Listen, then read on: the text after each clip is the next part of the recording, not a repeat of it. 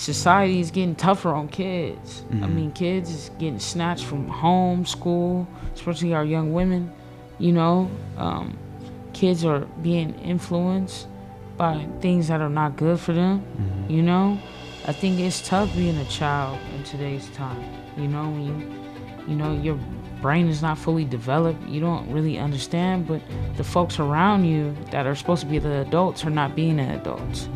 And I think that's tough for a kid, to have no role models.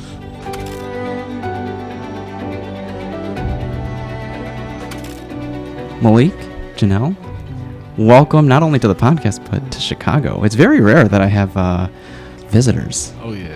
I mean, you know, you're from the Midwest, but like visitors in general, it's kind of cool. Right. Yes, sir. So is this your first time in Chicago? It's my first time. Your first impressions? Yeah, I love the art. What I see, me and Malik were talking and we're saying it was a very old city. It seems like, but a lot of history. Yeah, a lot of history. And but if it was nicer out, you'd take the boat tour. right. That's down the what river. That's what we wanted to do. But overall, it's a cool city. A lot of food. That's what I'm realizing. A lot of food. Yeah, food capital. You can eat your way. Also, it's a great medium for people to learn about other cultures. You know? Right. Yeah. Oh, yeah. That's what I grew my love for food in Chicago through working on the ambulance. And on the ambulance, on the ambulance I worked on, you got to go north side, south side, west side. So I wouldn't have known about something called Harold's chicken, which is like fried chicken, or like jerk chicken on the south side over there. And like I would have never ventured that way if it were not for that. So what's up with this Nando's? Is that how you say it? Nando's, it's a chain. It's like peri peri chicken. It's good. Okay. It's good. But Harold's is better. If you're looking for fried chicken. Oh, okay. Yeah, I would say so. For sure. Right. There are good a few good chicken sandwich places too. All over, not just on the south side. Yeah. I've been trying to start every episode with a quote that maybe gets your brain going, or gets any maybe juices or thoughts flowing. Okay.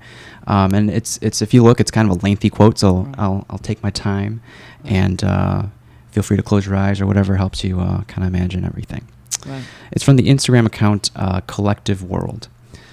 So it goes like this. The truth is, love exists in so much more than a romantic partner. Love is everything around you. And I hope you learn how to open your eyes to that. I hope you find love in every aspect of your life. I hope you find it tucked into early morning sunrises and the smell of your favorite places.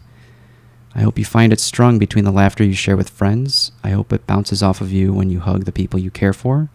I hope it swells within your ribcage whenever you hear your favorite song or discover something that moves you. I hope you fall in love with growth and change and the messiness and the beauty of making mistakes and becoming exactly who you want to be. I hope you find love in places that were once devoid of it, in places within yourself that you could have been softer to, kinder to in the past. Because if there is one thing I have learned, it is that love is so much more than a human being who holds your heart. Love is everything around you. It is everything. Right. You read that spot on one take. All right. One take. That was dope. Hey, if you ever need voiceover work for a future documentary, let me know. But I had a few quotes lined up, but you know, obviously your documentary is Love Conquers All, and it's a tough topic to tackle, in the sense that it's there's a lot of little nooks and crannies you can go with that. I think. And I also watched your episode with Minute Marathon, and you guys gave an origin story of like how you guys met at Augustana, but I don't know if you went too deep into your individual like histories. But after hearing some of that episode, I kind of gathered that the documentary is kind of based off your life. And I was delightfully surprised to find you in the documentary. Right. Yeah, absolutely. I mean, I think it's a mixture of a documentary and as well as like a fictional story. It's a blend of two. That's what I wanted. Yeah. I wanted to kind of tell two realities to the film, like having some people and the folks, like real life people doing a documentary style type of interview, but then the actual characters in the film. I meant to rewatch it at the part where I'm assuming was his sister. Is that true? Towards the end. Towards the end? Yep. Right? Yeah, okay. towards the end. Okay. Yeah, Kennedy's Yeah. sister. Okay. Cool. Yeah. Cool. Yeah, I like that setup. It kind of dips your toes in both sides. All right. But if you were to rewind, if the people that are listening, obviously they don't know you, but like, what are some things about you that are important for them to know in order for this episode to make sense? I mean, I am a filmmaker as well as an entrepreneur, writer, a creator, you know, a person that is an advocate for mental health, Mm-hmm. you know, especially amongst people of color, of taking care of ourselves, loving ourselves, Mm-hmm. not being afraid to talk about the unknown. Was it always that way for you? Not always, but as you get older, as you grow as an individual, as a person, you begin to have many different experiences in life, which life teaches you to be calm with yourself, you know, and to educate yourself about things that are scary, right? Life is tough. So, I mean, I think that we all, you know, need a space and time in our lives to figure it out, right? About who we are and what we want and, you know, our past as well. So, if I'm not sure how old you guys are, but like I probably blossomed in my like mid 20s. I'm like 30. I'm almost 33. right. And I say I wish I was taught these things in high school, but I don't know if my high school self would have listened. I'm not sure. But I wish, you know, everything I'm wishing I had, I'm trying to give back now to those high school seniors or juniors. And I see it. I'm like, some of them don't really care to listen, you know? Right. But all we can do is kind of provide the resources and the options, and you can't really force someone, you know, I think we talked about this on the call. It's like, we can't force someone to drink the water, you know? Mm-hmm. I mean, we could be patient with people. Yeah. You know, that's all we can do is be patient and lead by example. Yeah. I mean, it's tough. Like, me and Malik were just talking about this at dinner. Like, you know, everybody, you can't save everybody, you know? So I think it starts with us, the individual, leading by example. That's fair to say. Yeah, I think so. I think so. Let's see. Malik, any, you know, where did you get your start into? Because you're not a filmmaker. You both of you weren't, right? I mean, you're a software engineer at this point. But like, what did you think you'd be doing, and what were some formative experiences growing up that helped lead you to mental health? Yeah, it was really, you know, writing first and just being a creative. Mm-hmm. And I think I pulled from that in my software career as well as an engineer, is just having to, you know, think on a dime, and everything's contextual, right? You have to really respond to what the situation is, and I think that's how writing is too. And especially, you know, like me, I got my start playing with action figures, if you want to go real way back, into childhood, just coming up with scenarios and stories in your head, playing with the cousins, playing make-believe and stuff like that. That's where it all started for me. And just having that translate.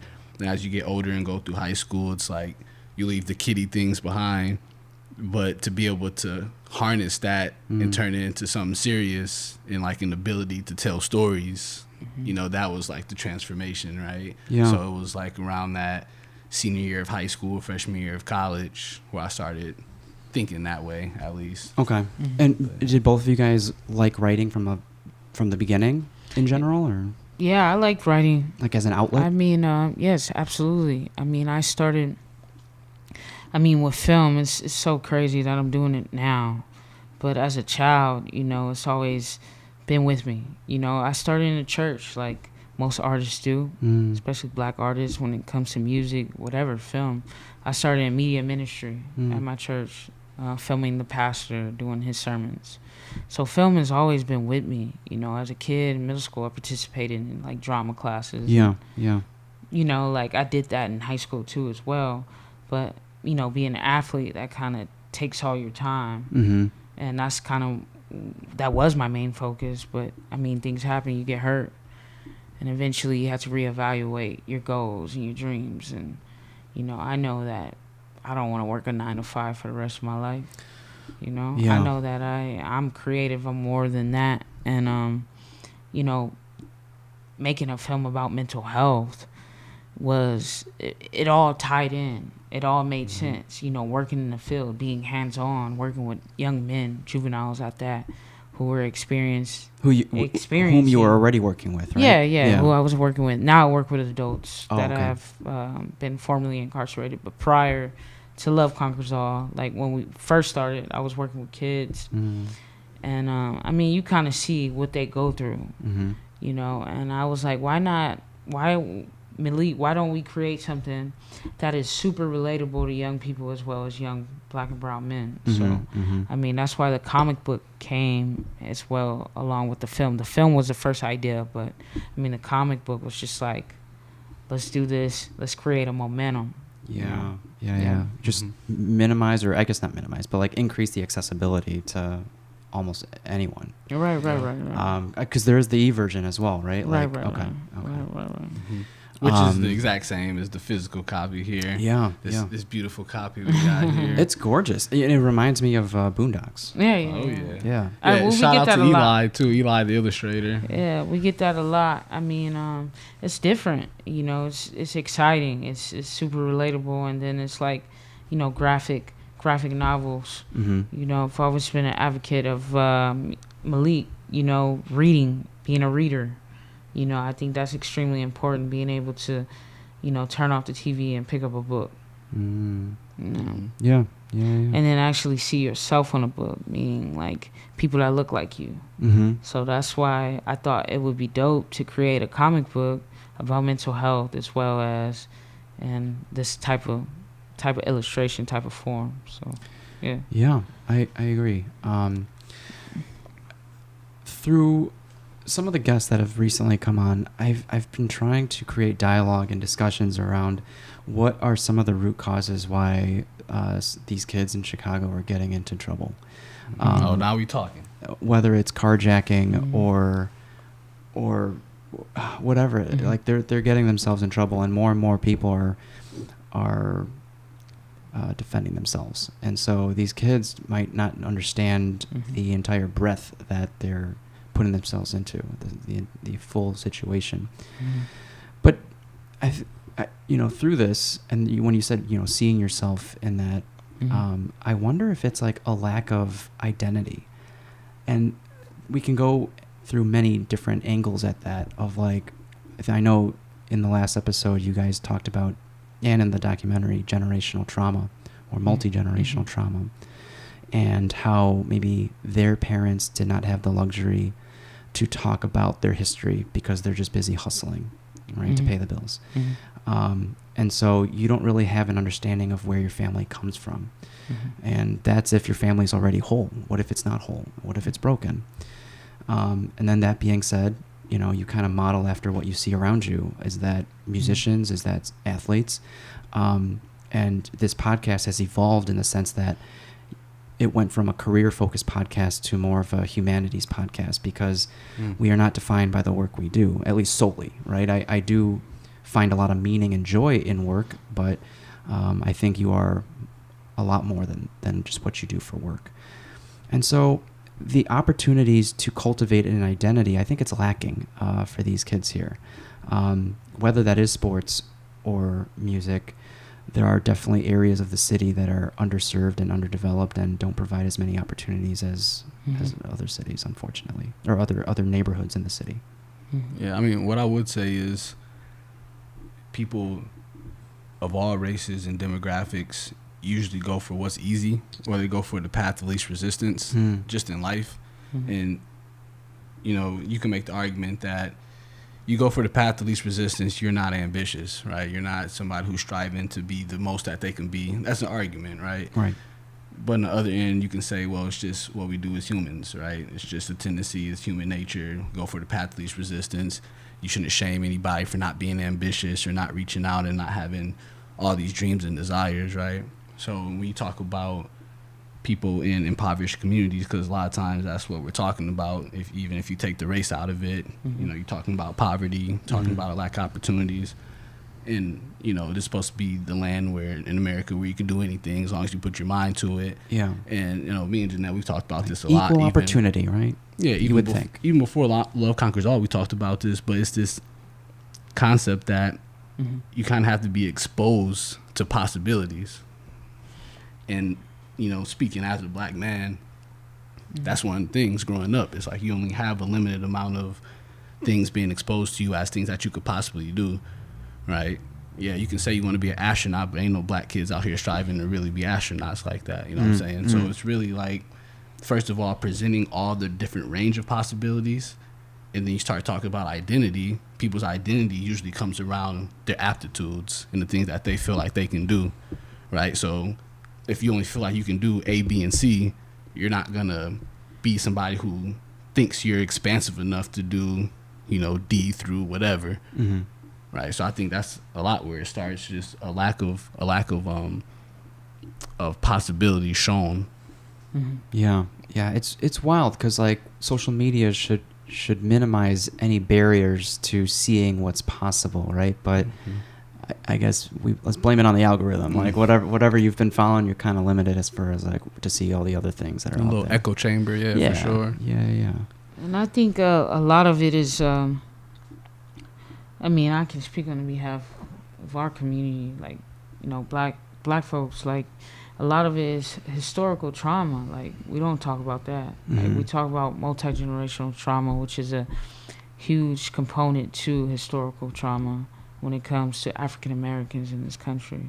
The lack of resources, the lack of, opportunity, the lack of, power. Power is important. Access is important. And I think that, when it comes to mental health and, within our communities and what's going on, what we see out here, I don't know too much about Chicago. This is my first time being here, but I hear things on the news pertaining to gun violence. But like we talked about over the phone when you kind of was trying to get to know me as well, I think that gun violence is a thing that affects us all. Like, school shootings, it's big. Yesterday, another one. Just another one. Yeah, right. yeah. And I think that ties in to gun laws. Yes, we have citizens that all they want to do is protect their families, protect their children, protect what is theirs, which I agree with. Nothing is wrong with that. But I mean, I think that there needs to be somewhat just a reevaluation of things pertaining to guns in this country. I think there needs to be a tool of education a lot more pertaining to guns, weighing the pros and cons when it comes to it, and teaching young people about it, having 100%. a conversation a lot more. I like what you said, though, about power. Yeah. In the sense that that's really what a gun could give you. It gives you power. It gives you that power. It gives you, especially when you're somebody who can't derive power in any other kind of way. Right. So I think it is interconnected in that way. They have that, but it's a false sense of power because I don't think they were educated or trained on how to use a firearm. Right. So they have the access to it. I think that what we see is a lot of it is, poverty. Yeah. A lot of it is mental health. And we got to understand mental health is a real thing. You can have a two-parent household and still be dealing with mental health. You can be a millionaire and still be dealing with mental health. Yeah, money. So Doesn't understanding solve everything. human behavior is extremely important. How us as humans, how we function, and also having an understanding of what has been given to some folks and what hasn't been given to them. I think that a lot of people, are just dealing with what they have, working with what they have, are a product of their environment, right? Sure. Again, though, to break out of that. How do you break out of that without depending on anyone else? That's possible, right? It's possible. It takes a village. Yeah. It takes a village, man. And does the individual think it's possible as well? Absolutely. It's an internal thing. You got to have it in you. If you want better, you'll do better. That's my honest. I'm a firm believer of that. If you want better, you'll do better. I mean, I've seen people that come from the trenches that are succeeding and doing very well for themselves. But I'm not talking about financially. I'm talking about mentally. You got to put in the work. And then, like we said earlier, kind of unfortunate for the people that don't have people that made it out of the trenches around them. So they don't have someone to model after. Right. I mean, it's breaking cycles. And a lot of that is a part of the multi-generational trauma, the definition of that, breaking cycles. Yeah, and excuse the tech analogy, but I know like this Chat GPT and this AI stuff is real popular right now. And it's like you just use the word model, so that's why it's stuck in my head. But when you talk about AI, you start talking about models, right? And you train an artificial intelligence system based off a model or sets of models. So I don't know, it's just something that's in the news right now that I feel like ties in. But it's this whole concept of you behave based upon what you're taught or what your input is. Right. Like you can, of course, break model, but it's asking the right questions, right? Exactly. And even then, that's a challenge. Then, it's like some people can't form the right questions because they don't know. You just don't know what to ask. I mean, you have to. I mean, I think that studying the human behavior is a crucial thing. I mean, I've seen it. I've seen it. I work in it. So I know that mental health it affects us all, and habits and affects us too. Like, it's not just, it's individuals out here that what you would think have the 9 to 5, have everything that you expect. But clearly in their brain, something is going on. Why can't we stay still? Why can't we focus? Why can't we do this? Why can't we do that? A lot of that, is studying human behavior, of course, but also understanding mental health affects us all on its own spectrum. That's big. It's on the spectrum. People deal with depression. I mean, we see it. We see it every day. Normal, what you would consider, I hate the word normal because nobody's normal. Everybody has their shit, but we live in a society where there's so much pressure, which is unfair to us as humans, that we have to be under this much pressure to be able to live. It's a lot of pressure. I mean, I live in the Bay Area. Having some folks have to work 2 jobs to survive, to pay the rent, and I think that is too much pressure on humans. Like, if you're working and you're putting in the work and you're grinding and you're doing what you're supposed to do, even kids with college degrees are suffering right now because they can't pay the rent, so they have to move and be in places they don't want to be. Well, I think then you start working for the sake of money and not for the sake of fulfillment. Right. Yeah. That's we're doing I'm going to a trade fair coming up in early March. 1,000 like CPS, Chicago Public School kids each day. It's like a 3-day thing, and it's specifically focused on non-college oriented careers, all the trades, right? If you were to try to just kind of tangent from careers, provide some ingredients that create fulfillment for you guys at the moment, what are some things in your life that add to your sense of fulfillment? What fuels you? You want to go first? What parts of your roles fuel you? I would say for sure, I don't know if it's maybe the answer you're looking for, but perspective, in the sense that being able to take myself out of a situation or being able to look at situations from like an astral standpoint. I don't hear that one actually too often. And is this from the engineer side or from the filmmaker side? I think it's from the human side, and just me wanting to make sure. I've always had this thing where, I used to fear being misunderstood by other people because I have this thing. I just want to show people that, like, I'm a good guy. I'm a good intention. I'm not going to harm you. Like, I'm straight. You know what I'm saying? We can get along. And like back in my high school days, that used to be a fear of mine that I couldn't communicate that to people, right? So really, it's just being able to convince people that you're genuine. Right. You know what I'm saying? Because did you eventually come to the realization that, like, you can't? It's kind of too high of an expectation. You can say that, yeah. Yeah. But it's still something I want to strive for. Sure. It's like, something that's combative in my head. something. Okay. Yeah. Gaining perspective. I like that. Yeah, I for like sure. that. I mean, if you can contextualize things and if you can keep composure enough to take in the perspective, then you're probably gonna be better off in the long run instead of just acting impulsively or stopping short of your thinking. That's a dilemma that we currently face, especially during the pandemic. It's like we, as a society, overgeneralize, and we just start assuming things about people based off little details that they share. We just start over-assuming everything else about their lives. Oh, yeah. But if you took 5 to 10 minutes to really get to know that individual, then, you know, they might not be that right-wing nut you originally put them out to be. But, yeah, I it's important to bring context. I think some of the more traditional ingredients to fulfillment could be like, are you in a leadership position? Are you in a position to where you're heard and your decisions have weight and they matter? Do you have respect? And do you respect your peers?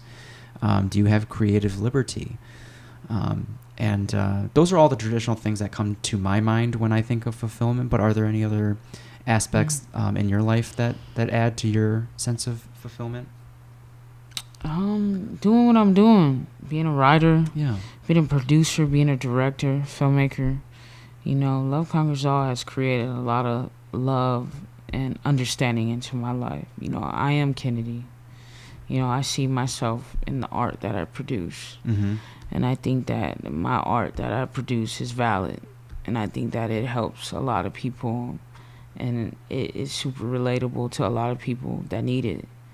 You know, I think that when people look at Love Conquers All, or they look at the comic book, or when they watch the film, they're just amazed by how much they are Kennedy or they are Rose. So, I mean, I'm very fulfilled with what I'm doing right now pertaining to being a filmmaker as well as a writer. Yeah, and at the same time, you don't want to get into a trap of feeling like your fulfillment is based off what other people think fulfillment is. You know what I'm saying? I mean, you kind of framed the question in like traditional, you know, roles of fulfillment, but it's like, yeah, maybe trying to be traditional with some people's problems, right? Because like you said, just the pressure of life to be this certain kind of person and do a certain kind of thing. Maybe people just need to relieve themselves of the pressure. But yeah, it's tough. Because when you feel crippled by pressure, I feel like some people fall into a limbo and they're just kind of stagnant. And I think when you start moving in a certain direction, you start gaining momentum. But at your own pace, I guess. You know, it's like you don't have to rush things to keep up with the Joneses or anything like that, right? I get that. Can't keep up with the Joneses. No, You'll be left behind real quick. Difficult. Too difficult. Yes, sir. But when I watch the documentary, what comes to mind when I think of Kennedy is this quote that we are taught, and I kind of saw myself in the documentary as well, but we are taught as males or as certain cultures, like in the Asian culture or perhaps in the Black community, it's like to be strong, quiet, and resilient, and to not share your emotions. I did not grow up with physical affection or my parents saying love you.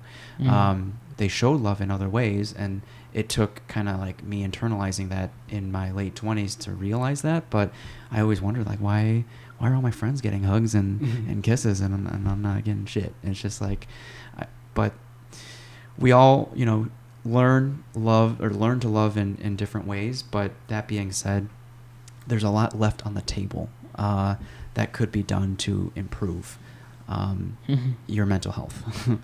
And recently, especially around the Lunar New Year, there were like several older Asian gentlemen that kind of went off in the public, one of them on the West Coast.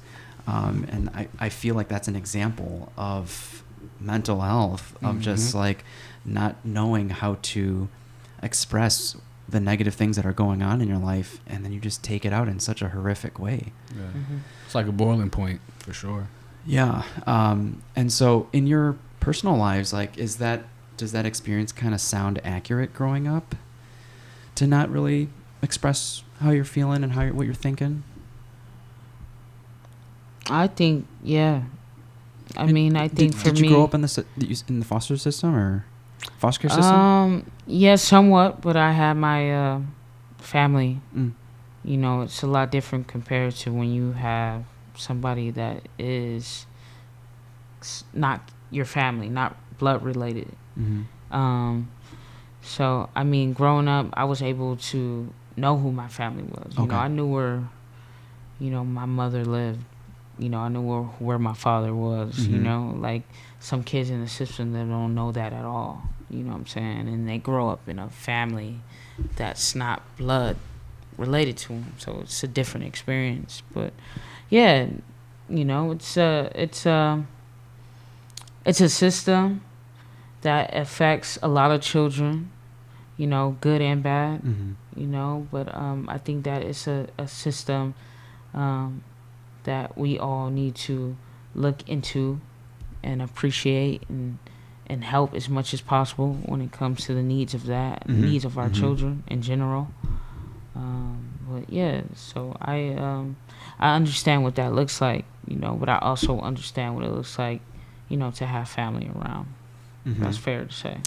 And then how was your experience with like speaking on your emotions and thoughts? Oh, I mean, it wasn't really allowed. Like, you know what I'm saying? It wasn't really allowed. You know, I come from a very southern background as well. My people from Texas, you know, they, you know, work hard. You know, you work hard, you suck it up, you deal with it, and you move forward. You know, that's the mindset. You know, there was never really any, you know, something might be wrong with you. You might be depressed or you might be dealing with anxiety. There was no conversations like that in my household.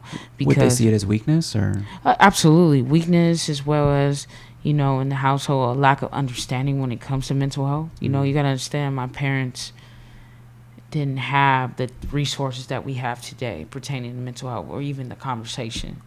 It was either you're batshit crazy or go to church and pray about it. You know, in the black community, you know, church is a big thing. Spirituality is a big thing. I mean, that can be therapy in a sense, right? Yeah, it is. Yeah. It is, absolutely. But when it comes to the conversation of receiving an outside source other than God, it's somewhat forbidden. Mm-hmm. You know, growing up, it wasn't, you know, you dealing with something, you pray about it. You don't go talk to a therapist. You pray about it and you move forward. God will help you, but not the folks in my community have an understanding that the people that are therapists, psychologists, clinicians are God's people and are God put in places and positions to help God's people. So there's a lack of understanding when it comes to that. And I think that in my household was, you know, like my people from the South, you know, and the South is a totally different ball game compared to California, you know, but that mentality, that Southern mentality, you know, so that's how I look at it. Yeah. Malik, any other thoughts? Pretty similar for me. You Yeah. know, a lot of family from the South, Arkansas, Mississippi. But yeah, man, it's just like you got the family to rely on, if anything. And I think that's kind of how we operated. It was just like, you know, something's wrong, what's wrong, blah, blah, blah. You'll be okay. You know what I'm saying? It's like, yeah, it's just the fam. The fam is the consultation. So now that they know what you guys do and the resources that you guys have, do they remain closed-minded or open-minded to this now discussion of mental health? My family is open-minded to it.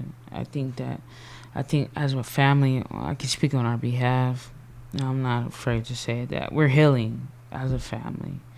And I think that having... Can you say it again? Hailing or healing? Healing. What does that mean? Healing, meaning that we are gaining a better understanding of self-care. Oh, wow. And self-awareness, as well as, you know, mental health, boundaries, you know, when it comes to others, causing harm, those terminologies, like in the mental health field, causing harm to others and trying to fix it and trying to understand it. And I think that's what I'm seeing in my family, that we're trying to understand certain things that may have been out of our control, or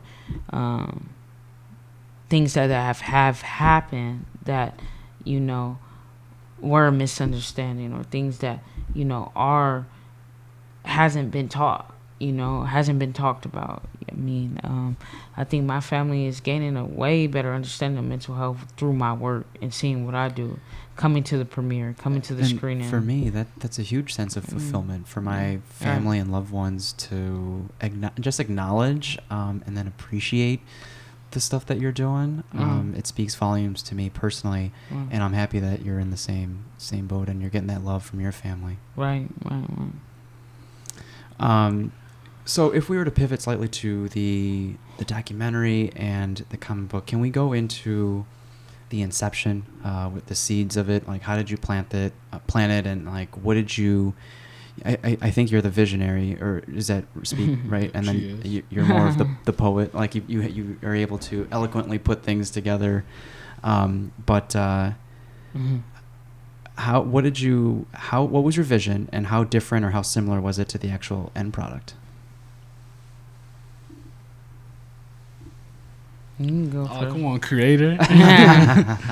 Nah, it was. I told the story a few different times and a few different platforms, but just us meeting in college and her learning that I was interested in writing back then, and then fast forward to 2019 and she has this idea, and she hits me up on the phone and it was like, all right, let's do it, let's go for it. All right. Did you back in college? Did you know that you wanted to work on something together? I mean, because I know you hit it off right away. It was pretty seamless. Yeah, I think that we always knew we were gonna do something. Something, not writing, but yeah, something together. Wow. Just off of friendship. Yeah. But I mean, when she presented the idea and then saying how it connected to her and me just wanting to be a writer, and it's like, all right, by time it's like I have to do something right now. I was already working on my own stuff, but it was at a stalemate, right? So she pretty much revigorated, my motivation and stuff for writing, and yeah, we just went ahead with it.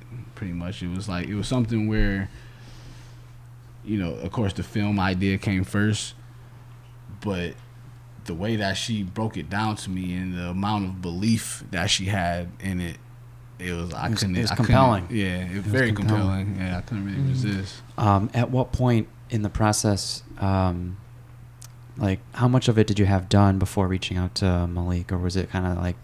I mean, we worked on it together. We worked on it every night. Okay. Like, we sat down, we created the characters with their names, who they were gonna be, and kind of like, what the plot was, together. We worked on this piece together. That's what makes it special. Did you get any advice going into this process? What we like from other filmmakers? Yeah, we've talked to a couple cats. Yeah, a couple Hollywood producers we talked to just off of happenstance and God, I guess, if you want to say that. Just universe happening and connecting us, and so we got like some consultation. Gary Goldman, right? Yep, Gary Goldman, and then Jeremy as well. But just we already have the content. They were more so looking at it as like how we can format it to where somebody in the industry could look at it and just read it seamlessly. You know what I'm saying? So it wasn't as the content we had, but just how to like structure a script and how to do a scene break, or how to say that this is a flashback. The real technical things of it.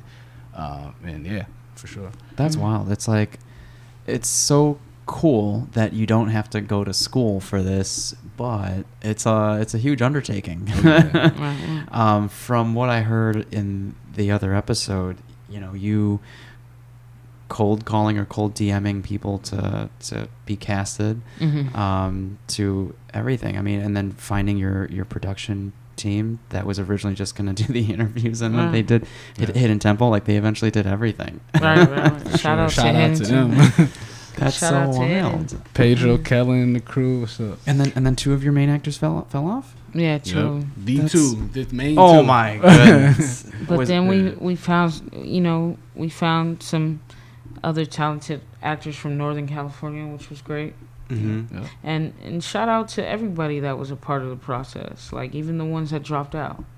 Like, because they were committed. They were committed. Point, table reads and everything. And it's much love to them. Yeah. But we had a blessing and was able to find the actors that we needed that were perfect for these roles. Yeah. I forgot in the credits. Is this self-produced? Like, did you guys produce this, or like, did you throw your own money into this? And was everyone paid and all that stuff? Self-produced. Like, People were paid and everything. Some actors, just out of the grace and love, declined the payment. Yeah. But yeah, we paid all the actors for sure. We Yeah. paid 'em. Yep. Yeah. What were some of the most or more surprisingly overwhelming pieces to filmmaking? Time. How long it is to shoot a scene. Yeah, just one How long- scene. One scene, and you cutting and just making sure everything is right. Which I love the process. Don't get me wrong, but it's like time. It takes to shoot a film is it's money. Was it more And run it's time. and gun, or did you have like actually like lightings and setups and stuff like that? Shout out to Hidden Temple. They had everything. They had everything. Yeah, we just had to pay them and to give them our vision. You know what I'm saying? So Wow. Pedro, the head guy there, he was kind of like an assistant director because he was the DP, actually handling the camera. Right. But from his experience, he gave his insight and suggestions as well. Even though it was our vision, hers first, and then our collaboration. And so with them, they were very professional with everything, so they made life easy for us on the days of the shoots. We shot 4 days total over like a span of like 2 months. Right. I was out there for like a 10-hour day that we shot. I'm originally from Minnesota, but I flew out there to do that. So yeah, Hidden Temple helped us a lot, make it a smooth production. What were some of the more enjoyable moments of filmmaking, of production? Actually, watching the premiere. Oh yeah. Like seeing people's expression, seeing people's reaction towards the film. Just like, wow, you guys did that shit. Like, you guys wasn't fucking around, And that was a good feeling, like, to see their mouths drop, like, and like, okay, what's next? What y'all got? We want more. That was the great feeling of filmmaking, and then also like people emailing us, texting us, telling us like, oh man, that film was good. It was super relatable. I was Kennedy, like saying shit like that, like crying. People cry when they watch the film. And, surprisingly, to me, I thought that was surprising. I'm like, damn, is that good? Like, but I love it. Well, you're onto something. Yeah, Right. we got something. And I mean, even folks telling us, man, I could see this being a series, because that's what we want the most. We want this shit to turn into a series of TV, or a series of comic books. That's what we want, because we believe in the message of people of color taking care of ourselves, and not keeping that shit inside, and not processing things that have happened, or processing what is happening. We are human beings, and we have feelings, and it's okay to feel. It's okay to process things that have happened to you, because it's a lot of shit in this world that's just, it's not right, and it's a lot of things in this world that are right. And what we're doing, Love Conquers All, as filmmakers, as writers, and telling the story about a young man trying to figure it out, a young man of color, a black man trying to figure it out, it's big. That's bigger than anything. It's a blessing to be a part of. I feel blessed to be able to, from a spiritual component, I feel like God has blessed me to be able to tell this story, because it's affecting and helping so many men. Not just black. Yes, it's targeted towards black men, but it's helping so many men be like, okay, yeah, like this has happened to me, or this is happening to me, or I don't understand this, or I can't talk about shit that has happened. So I feel good about that. That's the joy of this shit. That's the joy of it. To realize that like life is unfair, it's not your fault. And it's okay to feel some type of way. Right. But to hopefully find someone that understands what you're going through. Because I was wondering, like, what if Kennedy didn't have Rose? But one of my favorite characters was his auntie. It was hard hearing what she was saying on the phone. I didn't have my like captions or subtitles on, but I got to read it in the comic book, and easily one of my favorite characters. Yeah, for sure. Yeah, in black culture, and African American households and families, auntie is super influential. Growing up, my aunties was everything to me. I didn't have my mother as a child, but I had my aunties, and they taught me a lot. You know, they did the best they can do, and I think that a lot of black folks, a lot of brown folks can relate to Auntie and Tia, right? Mhm. And I Mhm. think that is, you know, extremely important to talk about real life experiences pertaining to family, the family dynamics. So that's why I added Auntie part of that. When people say like the black experience, I feel like it doesn't encompass everything. Mm. I think it's such a unique, even within the black community, it's so unique. It's such an individual experience. Right. We're all not the same, and that's what, you know, kind of the society has painted us all the same, and we're not.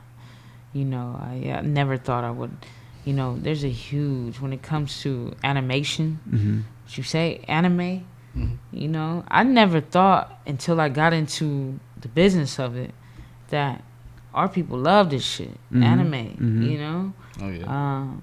And I think that, like you said earlier about the Boondocks, you know, I mean, we created this out of creating it, but the Boondocks, you know, I look up to those dudes for what they did and the message they were giving. So, I mean, I want to continue the legacy of black animation and black storytelling. So Yeah. The animated Spider-Man movie comes to mind. But recently on Netflix, there was like a movie by Kid Cudi for his new album, like that was a good Intergalactic. one. That was so good. yeah. But I can see this like being picked up if it was a series. Are there any shows that you draw inspiration from? For Love Conquers All? In general, maybe regarding like how you film, photography-wise, filmmaking-wise, I would say the storytelling-wise. What would you say? I'd say the relatability of Insecure by Issa Rae. Like how she painted the city, how she sold city to L.A., Inglewood. It was so real. Who's the artist? Issa Rae. Oh, okay. Yeah, she okay. did Insecure. Insecure, yeah. I've watched a couple episodes. And I thought that was so special. Okay. To be able to show the city like that. You know, I've been in Inglewood. I worked in Inglewood. So I know what the city's like, and for her to show that on camera was big for me. And that's kind of what I want to do for Oakland. You're slowly having that. You're gonna have that. You have that opportunity now. Right. To put Oakland on. To show the realism, to show the real city, the real people of that city, as well as tell a story from a guy from there, a guy's perspective from there. And I think that Oakland is a cool city. It's upcoming. The Bay in general is dope, you know. So to be able to be a part of that and to be able to show the city in that way is special to me. And I think that Issa Rae captured that by showing L.A., Inglewood, L.A. culture like that. Being from there, she did a great job. And I think that Oakland needs that. Yeah. Yeah, they need somebody to do that for them. And that's kind of what I enjoy, really, her capturing the culture like that. And that's what I always want to do in my film. And for young people is capture that culture like that. Yeah, that's something we went back and forth on, which is how authentic does it all sound, especially with the script and everything. And it's like, man, will somebody really say that right there? Like, will somebody we know really say that? Because there's one way you could write something in like proper English to make the most amount of people understand, but then there's a way you could write something with slang or whatever you want to call it. But it's like getting that most authentic message that we can get and still come across like with clean English and like clean understanding, you know what I'm saying? Not getting people too confused with it. You have a target audience, right? And you want it to be authentic and relatable. And I think if you wash it down for the mass appeal, which is what maybe some production companies might, that's where like the fulfillment comes down when you're like being forced to do things you don't want to do. Right. Even if you're filmmaking, it's like you get pigeonholed into something and the dollars are there, but it's like your creative liberty kind of goes down. And I think that it's also about each project what you do. You know, if I'm talking about a mass murder and a detective, the language is going to be different. The environment is going to be different. So, I mean, I think for Love Conquers All, that realism, like I was saying, of a city, of a people, part of that city, especially young people, I think that Insecure is a huge I'd love example. to see like follow like a series following like another book, comic book following like a high schooler or something, you know, like a 16-year-old, 18-year-old. I mean, we gotta follow it. We just finished writing part 2. Yeah, it's written. I mean, the cover is fire. I mean, we're working on the cover right now, but from what I've seen, it's gonna mess some stuff up. It's gonna mess some people's minds up and really attract more folks to us, because part 2 is an ongoing tale about Kennedy's life, his family, and we added so much to it. Rose, tell more about her story if you read part 1, and we just go in on part 2, which I'm excited about part 2. It's gonna be tight, so I'm ready to see people's feels about it and how they feel about it and feedback about it. But it's gonna be tight. Yeah. Leading up to your premiere, what were some of the things you had to do to line all your ducks in a row to have a successful premiere? First, we had to get the money. Yeah, we had to meet people first. Get some money. We had to get some money. Make sure we had the money, because I don't want to do nothing half-ass. Yeah. You know, I always want to bring class. I always want to bring swag and just fly shit. You know, I don't want to bring. And in order to do that, you got to have a little money. So, I mean, we got the venue in Berkeley. I thought Berkeley was the perfect place. Like the college Berkeley? Yeah, next to Cal Berkeley. It's a venue, Seals Creative Space. So shout out to them in Berkeley. So they allowed us to have a screening there. And when I did a visit there, I fell in love with the place because it was just super dope. It was like, very like production. Like the way it looked, it was dope. They had big studio, studio and just very fly. And I was like, okay, how many seats or how many could fit? No, a lot, but we had like 100 shows. Hell no. You had 100? We had like 300 people. Yeah, 300 250. It was a lot. It was a lot of people. It was a lot, yeah. It was a lot of people. More than you expected? More than that. Yeah. It was a lot of people. A lot of people showed us love, and we had vendors, we had food, we had artists. Wow. And so that's the blueprint now. We did that. That was the first successful one. That was last spring. But and how did you get that many people to come out? I mean, marketing. Yeah, promotion. We had We Are Sacramento, a radio station out there, help us with promotion a little bit. Just social media, Instagram. Out of all the things you did, what was the strongest? Probably not one thing. There was a lot of things we did. Was word of mouth? I mean, I think reaching out to nonprofits, reaching out to organizations, getting them a part of what we're doing. It's power in numbers. I tell people that. I mean, that's really how we got out here, because one of the first women who helped us, Jyoti, she pretty much, well, it's kind of funny because Jyoti's also the name of our main actress in the film. Yeah. But older Jyoti, she works in mental health, and she pretty much connected us with Marvin, who got us out here pretty much. So yeah, it's all relationships, man. Relationships are very valuable. The way you just go about the people that you meet, and when you're genuine about what you do, people pick up on that. Even if you're not. Kind of like what I was saying earlier. Like I used to stress so much about convincing people I was a good person. It's like I just learned people pick up on it. They're gonna pick up on it, and if they don't, they don't. Whatever. They're lost, huh? Yeah, but really just believing in what we were doing and other people seeing it and us capitalizing opportunities, right? So it's like kind of like the situation with the Hollywood producer we were talking about, who looked at our script to help us reformat. We had the script fully written, and that helped. That we can just give him a fully written script versus a half-written script where he's like, he could see our commitment. Imagine if you didn't have a fully written script. You had the opportunity in front of you for someone to look it over, a consultant, if you will, and you don't have a ready script.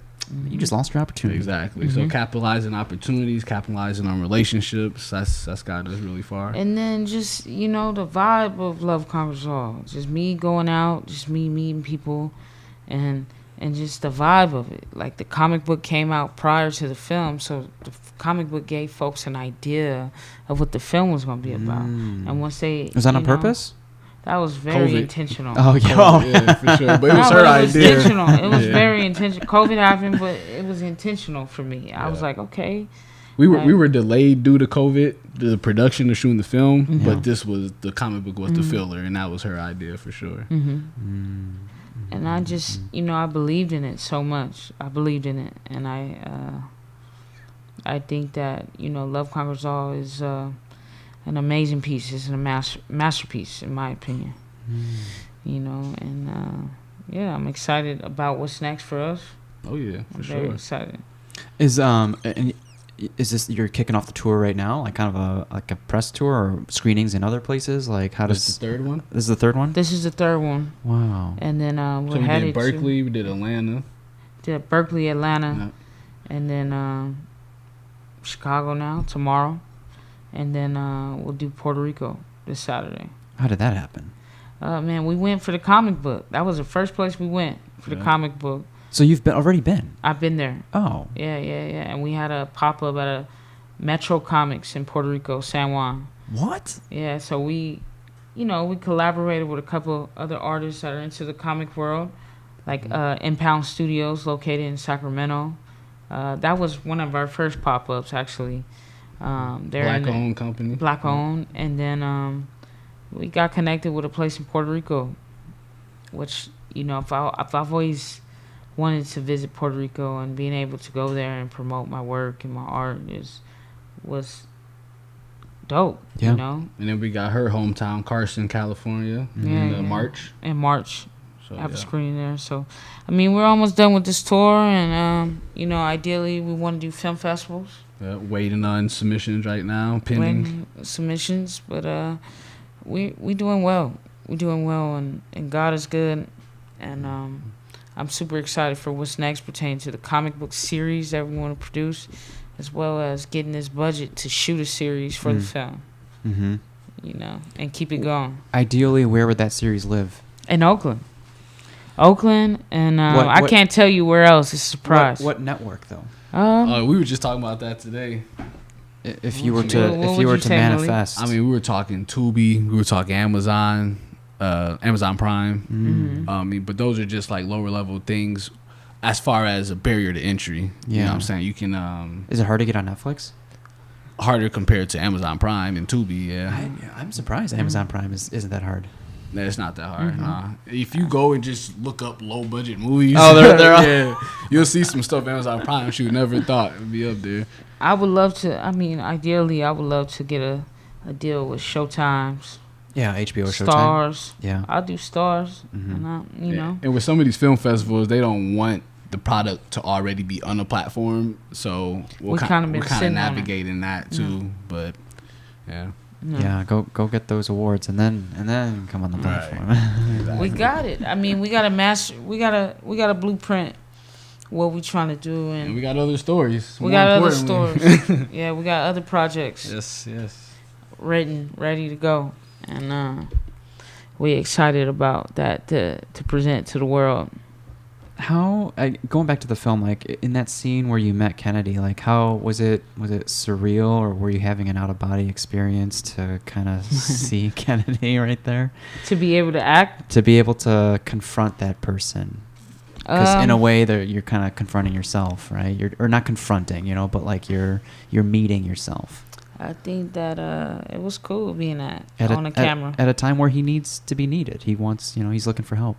Right. I thought it was symbolic, because there's a lot of people that come in my life, come across my path, that are symbolic when I'm having moments in my life, or when I'm dealing with something. I'll meet somebody, a stranger, that'll give me great advice about life, and that sticks to me. So I felt like, why not show what happens when you're out in the world and you're dealing with something, but somebody can be symbolic in a way of giving you some advice or giving you a tool to kind of reevaluate yourself or kind of gain that reassurance. And I think that that's what I was to Kennedy in that scene that you see me, at the lake. The water is special to me. Water is a part of healing, I think.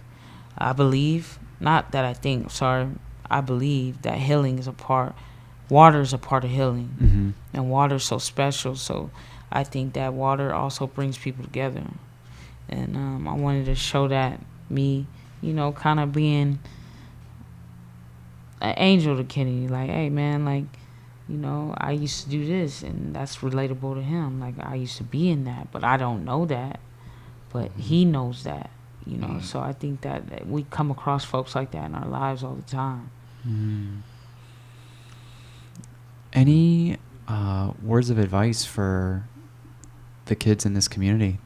Maybe somewhat relatable to the kids in Oakland, but you know, someone who maybe needs a little more direction or guidance in life or support, even if they're in school. You know, there is a support system in school, but it's not the same. Right.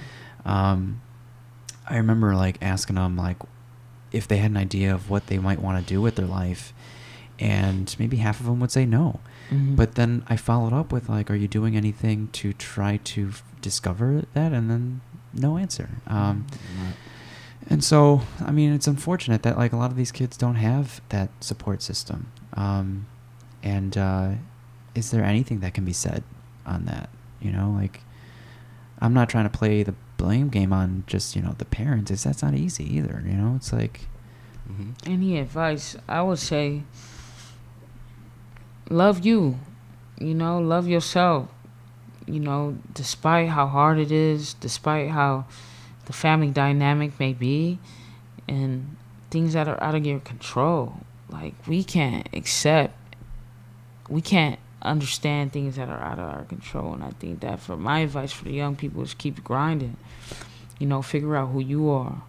Allow life to happen. And, you know, learn from it. Learn from your mistakes. Don't beat yourself up too much, you know. And I think that us as human beings, we beat ourselves up a lot when it comes to things that we do or things that are out of our control, you know. But you got to be a striver out here. You know, you fall, you got to get back up. You know, you got to figure it out. Like, it's tough. It's not easy. It's tough. It's not easy. And my kids in Chicago, Oakland, LA, you know, South Central Watts, whatever, like, you know, you got a vision. God is giving you a vision, a dream. Stick to that. Keep that close to you. You know, don't lose that, because it's special. It's real. The thoughts that come in your mind pertaining to something that is positive, stick to that. You know, it's tough when you're dealing with stuff and you think a certain way to live is the way to live. You know, like growing up in the hood is not easy. No, I wonder. You know, I wonder if how much they're on survival mode all the time, right? And they don't have the luxury to ponder fulfillment and self-awareness. But I think that it's not. I mean, yes, it's kids in the hood, but it's kids. Society is getting tougher on kids. I mean, kids is getting snatched from home, school, especially our young women. You know, kids are being influenced by things that are not good for them. You know, I think it's tough being a child in today's time. You know, when you know, your brain is not fully developed, you don't really understand, but the folks around you that are supposed to be the adults are not being the adults. And I think that's tough for a kid, to have no role models. To have to start to adult before you have to. Right. And I think that's a lot of kids. And I'm not talking about like economically, like kids growing up in the hood. I'm talking about kids that grow up in the suburbs where your parents are working all the time and they have no time or attention for you. That's tough too. They're dealing with stuff too, you know? So I think that, you know, we need to do better as adults. I'm holding the adults accountable, that we need to do better pertaining to nourishing our children, right? And teaching them right from wrong. These kids don't know right from wrong, and that's our responsibility, you know? It's also, and there are so many great groups out here, and I'm sure everywhere, that are trying to provide opportunities and resources to these kids. But part of the hurdle is allowing or being patient enough for these kids to become vulnerable and open up. Patience. They start off very close, right? It starts at home though too. Like, we gotta understand, like, it takes a village, of course. But it starts at home. What's mom? What's your father doing? What's your mother doing? Like, who are they as people? And that's where I come from when I say, like, leading by example, teaching these kids right from wrong. It starts at home. That's not happening, you know? And it doesn't matter, You know, if you come from the suburbs or if you come from the ghetto, it's the parents not teaching these kids right from wrong. You know, you got kids that live in have the most money and are doing well financially, but are on drugs. You know what I'm saying? So really dealing with substance abuse. You know, that's a real thing too. You know, it's not just kids in the hood. Yes, kids in the hood, they're dealing with multiple things. But, I mean, I think it starts at home, teaching these kids right from wrong. That's all I'm going to say about that. Yeah. I mean, there's a lot I want to say to the kids. I mean, patience. We just said patience and composure For the adults, right? Adults and kids. For the adults and kids, yeah. Because I guess like it can be frustrating when kids don't want to listen to you, and they seem very closed off, especially if they don't find anything that they can relate to with that adult. I don't know, family or not family, but so patience on the adults, but yeah, patience on kids too. Yeah, and patience in the sense of if you are going through tough times, you got a hard life, patience to know that it can be a thing of the past at some point, knowing that you can get past it at some point, but it's going to take patience, it's going to take composure. And I guess if you don't know what those definition of those words are, look it up, but just being able to have composure, being able to be calm about things, being able to be perceptive about things, being able to analyze things, have critical thinking towards things. I feel like you can wrap that all into composure, right? And composure is kind of, in a sense, how you carry yourself, how you react to things, how you set yourself up for the next thing. So patience and composure, without saying too much, would be like my main words of advice. Yeah. I mean, a good analogy is to just like, there's two. Either like let your problems go by as they were, and sometimes you can't, but like as they were clouds in the sky, or waves kind of like washing over you, but it's like this too will pass, right? And usually nothing like will last forever. And I like that analogy too, because it reminds me of meditation, and the best advice I've gotten for meditation is, have like the conveyor belt mind versus the monkey mind. The monkey mind is when something comes to your attention and you just stick on it, right? And versus the conveyor belt mind is you're thinking of something, you allow a thought to come, and you don't try to prevent it from coming, but you let it come. Don't and you fight let it pass just as quickly as it came, right? And let the next thought come. So maybe that's a way that people can approach life too, especially in difficult times. It's just knowing that you're in a difficult time now, but that things can pass with work, with effort, with some deliberation, with composure, with patience. But nothing's easy unless you get lucky. What's your current marketing plan for the comic book? How do you get these? Let's say you wanted to sell this to Chicago Public School, CPS. Get it in every CPS high school's library. How do we do that? We've been trying in Cali. Yeah, we've been trying. One thing, we had to get like religious stuff out of there, so we had like religious Christian imagery in there with the cross and stuff. So like getting that type of stuff out. You can't have that in there? That was just something that somebody advised us when we were talking to school districts in Cali. But it's just contextual. It's just who rules for certain places. I mean, it's just a matter of time. It's gonna happen. And effort on our part. Like, we don't have a publicist or anything like that, so it's just outside of our 9 to 5s. We got to put the time in to do it. Shit, what if you got this translated in multiple languages? We got it in Spanish already. Spanish. Oh my goodness. Yep. Yeah, we got it in Spanish, which is cool, Yeah. So it's really strategizing. Is that for the Puerto Rico one or just Spanish? Like, is that where it came from? It hasn't been released yet. Or just because it's in the West Coast? Yeah, it hasn't been released yet, but we plan to reach out to like Mexico City and other Spanish-speaking countries. And Cali, just in general. Argentina, just different places, man. We trying to get it on Barnes & Noble right now. That's been a little bit of a process. You get all these specific formatting rules they want and stuff like that. So we're dealing with that. Amazon, we were like in the middle of uploading all to Amazon, and then our page count was too high for a graphic novel format. Oh my goodness! So it's just like a lot of really specific things that you don't know until you actually try to do it. But Barnes and Noble, we're hoping that's gonna go through soon, and then it's just a matter of us, blasting out to people, trying to hook up with more school districts, like you said, trying to hook up with more mental health organizations that can, wrap us into whoever they know. Could this be like reading material at a maybe behavioral center or like mental health institution? Yeah, it has. Do they have these? Already has been. They have? Okay. Yeah, we've been working closely with nonprofits and selling them these like a huge amount, and they're messing with us. They like it. They're waiting for part 2. It's just hard to gauge like how good we're doing, because like we've had to sell over 100. Yeah, we sold over 100. But it's like it's so spotty and so specific that it's hard to grasp how well we're doing overall. But yeah, it's pushing slowly but surely. Yeah, it's amazing, guys. What are some of the things that you now appreciate because you are in the arena? No, there's that famous quote by I think President Roosevelt, "The man in the arena," and you can let people judge you and all that stuff, but they're just in the crowd and they don't know what you're going through.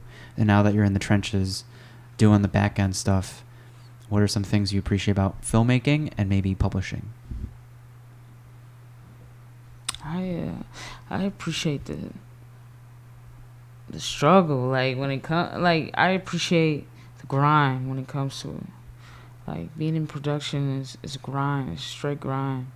I mean, we're not big yet, we're not big, but we're still grinding and we're making a way and we're climbing up. And we're getting there, we're getting to the mountaintop. Like, and I think that, I appreciate that right now when it comes to this project, and I appreciate my ideas, our ideas, like how me and Malik work. Like, we work well, and we're thinkers, and we make it make sense, and we make it real, and we make it our best. All we could do is do our best. And when it comes to publishing, I'm happy to have a intellectual property. I'm excited that we have that for us, our generation. Tangible, right? Yeah, like this is gonna live forever. As long as we print them, they're gonna live forever. Part 2 is gonna live forever. Like, we want to do something dope like Goosebumps, or we want to do something dope like Harry Potter's, and make it special for a generation. And that's what we're doing right now. That's wild. Yeah. So you got the first copy. You special, dog. It's an honor. You better keep that one. It's gonna be worth some money today. I'm telling you. Do you write at all, Victor, or you create anything? This podcast. Yeah. This podcast. As far as writing goes, I don't write anything creatively, but I don't even journal. I used to journal. I used to journal a lot, and I see the value in it. I just haven't. But what I will do is, like, I'll definitely take notes at every meeting. And for these podcasts, I started taking notes prior to the meeting. That monkey brain just is like, how do I connect all these dots in the air together while staying on track? And these notes kind of help with that. But I hear you. Creatively, I'm a wedding photographer as well. Nice. So I get some creative juices out of there, and then occasionally some people hit me up for some branding video or branding photos and stuff. So here and there, it's been fun. But this EMT class, I felt burnt out at a time because I was teaching something that I'm no longer a part of. I'm not on the ambulance anymore, so I definitely feel that imposter syndrome. But this has become the greatest excuse to meet individuals, and you guys said it multiple times. Building relationships is probably one of the most fun aspects of this process. And whatever process you're in, I think it's better done together. So when you have the opportunity to meet strangers, like this podcast is an opportunity to meet strangers. The EMT class is an opportunity to meet strangers. So it's been the greatest excuse to just jam with people of similar mind, but in various industries. Oh yeah.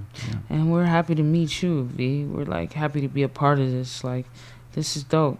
Like, I told you that when we talked over the phone. I told you, like, your whole setup is cool, and we're super excited to be a part of this. Like, Love Conquers All is a beautiful thing. You know, it's a beautiful project. It's meaningful as well as it's for the culture, and it's for the future. In my opinion, how I look at it, like we shoot the series, you know, we opening doors for ourselves as well as for the people around us, you know, as well as the people that are playing the roles. So you're one of many to interview us during this journey and this process. So we appreciate you. Big time. Yeah, likewise. Yeah. Sure. Are there any expectations or things you're hoping to do or see throughout the rest of this tour? Maybe specifically tomorrow at UIC. You know, like what are some things that you're looking forward to on the rest of the tour?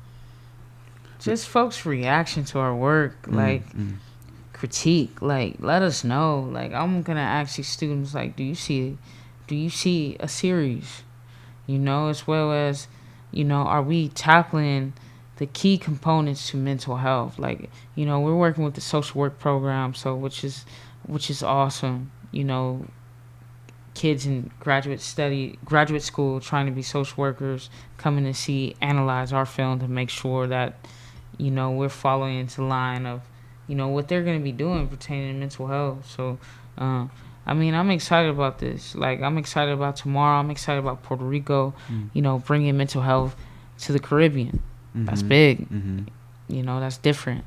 And, you know, people forget about Puerto Rico, but Puerto Rico is a part of the States now, you know? So to be able to connect with other artists there, as well as other professionals there and entrepreneurs, that's big to me, you know? That's big.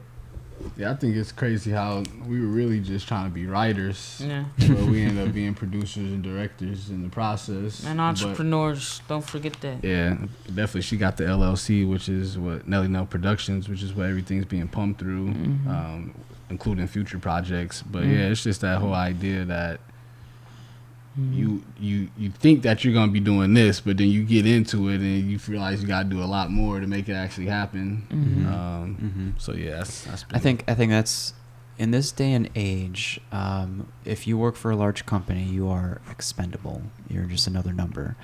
And some companies do a better job at creating culture than others. But I think in this day and age, if you can find a way to work for yourself, and other entrepreneurs use this term, it's called like skill stacking. But, you know, us, like whether I'm stacking my knowledge of cameras and video work with my ability to be eloquent and meet people and empathize with them and make make a comfortable and vulnerable space for you to share your life.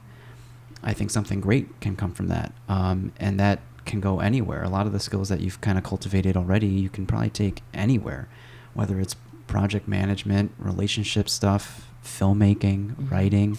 When you start stacking all these skills, you are making yourself very marketable and very unique. Oh yeah. And we doing that. You know, we are in the process of getting to that next level, which, you know, our eyes on the series, you know, shooting a series in Oakland and continuing the story of Love Conquers All and Kennedy's story. So yeah, well, we're excited to see the rest of your journey unfold. I'm excited for the screening tomorrow with you guys. Yeah, we like you said, we got the copy. I just want to show the camera real quick of Love Conquers All, signed by both Malik and Janell. And where can they find, if they wanted to find physical copies, electronic copies, or the film as well, where can we find this stuff? Yep, so NellyNellProductions.com. Okay. You can get both the physical and the e-copy. We're not actually selling access to the film right now. Still just doing in-person screenings at the moment. Yeah, doing the festival circuit. Yeah. Yep, and then once we try to get it onto a major platform, we'll make the announcement, then probably through social media and her website. So, yep, NellyNellProductions.com. Okay. Any social media handles you guys want to plug? Where can they connect with you? Yeah, follow me at Nelly Nell 1027. Instagram, that's my Instagram, at Nelly Nell 1027. Follow me, check me out. And then follow us at Love Conquers All _2022 All right. Check us out, man. We doing big things, and it's a beautiful, beautiful thing that we doing. Trying, for Trying. sure. All right, No. guys. Thanks for tuning in, and we'll see you guys in the next episode. Thanks, Victor. Appreciate it. Right. Ooh, that was cool.